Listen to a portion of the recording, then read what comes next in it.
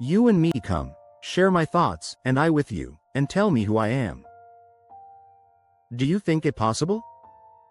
If not, be content to share my life, and I with you.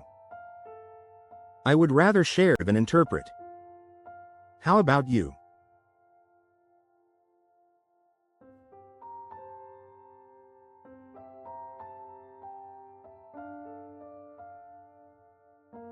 One of the oldest and deepest questions is, how do we truly know another person? And, perhaps more mysteriously, how do we come to know ourselves? Martin Buber said there are two ways of relating: the I-it, where we analyze, categorize, and reduce others, and the I-thou, where we meet each other as whole beings. It is not interpretation that matters, but presence, the willingness to share life without the pressure of explanation. Soren Kierkegaard adds another layer, seeing the self not as a finished object but as something unfolding, always becoming. We find ourselves in relation, not only in our own reflection but in the gaze, the voice, and the companionship of another. Athletes do not discover strength by staring at muscles in the mirror but by running, sweating, and struggling alongside competitors. So too we discover our identity not in solitude but in dialogue, in shared experience. Culture and art have long wrestled with this tension. Think of Rembrandt's portraits, where the eyes often seem to search for connection, as if the sitter is incomplete without a viewer to receive their presence.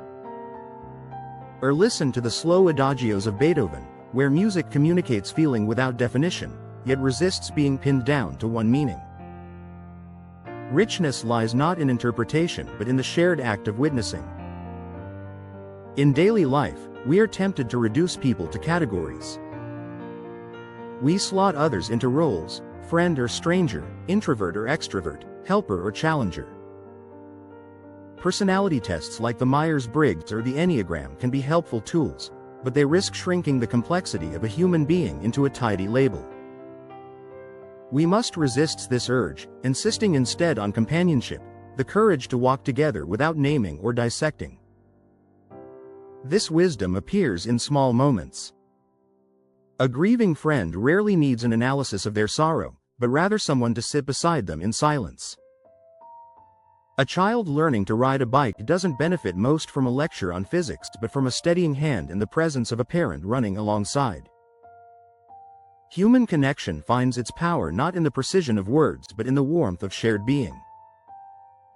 The invitation, "I would rather share than interpret," is a countercultural act in a world hungry for explanations, definitions, and certainty. It suggests that life's truest meaning is not in solving the riddle of identity, but in living together with openness. To ask another, "How about you?" is not just politeness, but a profound gesture of trust, that who we are is always partly discovered in the company of another.